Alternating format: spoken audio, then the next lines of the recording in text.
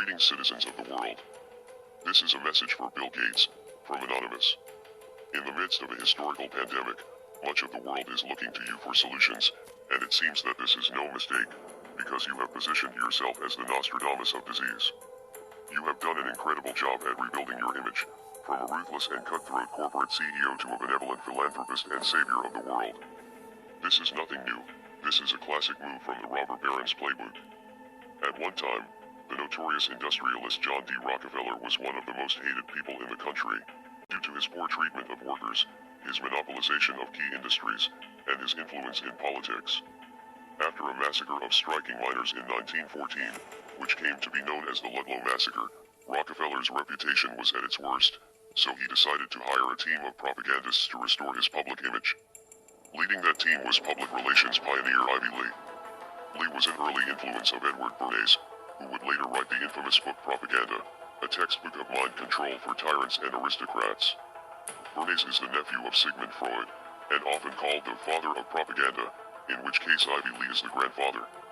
Lee suggested that the families make high-profile donations to various charities and have photographs taken of them handing out money to the commoners to make the public think that they were good-hearted and generous people.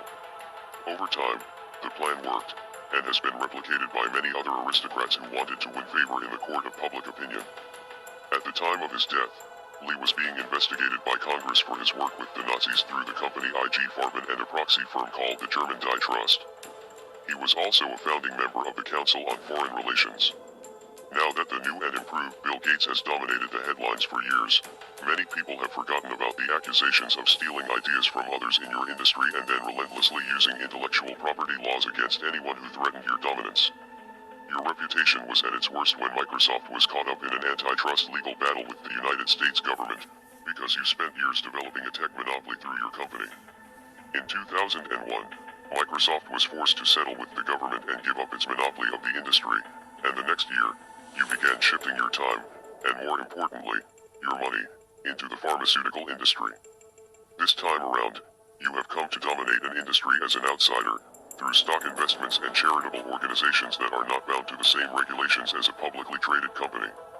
There is no doubt that advancing medicine is a noble cause, and it is true that investments in public health are important, but not everyone involved in the pharmaceutical industry actually has the best interests of the public in mind.